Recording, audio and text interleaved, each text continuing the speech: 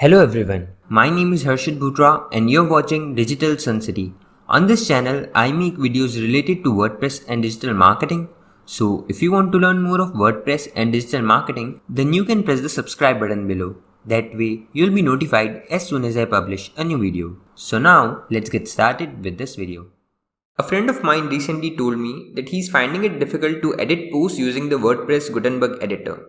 Now, for the people who are new to WordPress, have no idea that there used to be a classic editor.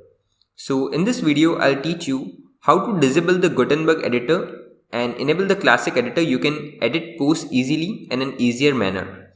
Let's have a look on Gutenberg editor first. Hover onto posts and then click on all posts. Click on edit on any of these posts. So here you can see that we can edit this page using the Gutenberg editor. Gutenberg is the default block editor in WordPress, which was recently introduced by WordPress. Now, this has replaced the classic editor which was there in the earlier versions.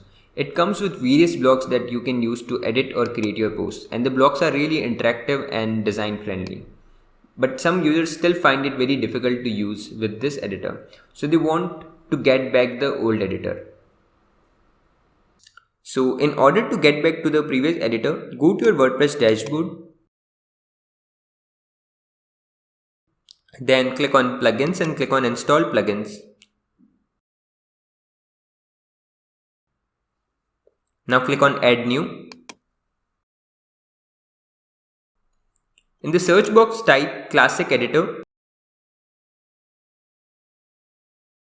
Various plugins are available here, but you want this plugin, so let's click on install now and then click on activate. Now once it's enabled, you can go to your post and see if it's actually working or not. So hover onto posts and then click on all posts and then click on add new. Now as you can see that when I try to create a new post or edit any previously created post, I can easily see a new kind of editor here. It looks very old style and classic. Obviously it's the classic editor of WordPress, and it doesn't have that blocks like settings where you can add various different kind of blocks and all, but some people prefer this one, so that's why it was important to still keep this using this plugin. So I hope this thing helps you whenever you want to use the classic editor, and you can also go back to the Gutenberg editor by just deactivating this plugin again. I hope you like this video. It takes me a lot of efforts to create free videos like these for all of you people, so please consider to subscribe. And if you have any questions or suggestions, then you can directly go to our website digitalsuncity.com/help and then fill in the contact form with your question. I'll reply to that as soon as possible. Thank you for watching this video. Hey, before you quit, I have an amazing offer for you. I am giving away free access to all of my digital resources to all of my viewers. These digital resources can be divided in two types. The first thing is layouts. This includes hundreds of templates for Divi, Elementor, Visual Composer, and a lot of royalty-free graphics which you can use on any website. Now the second thing is premium WordPress video tutorials. In the coming weeks, I am creating video courses for all the major WordPress themes and plugins.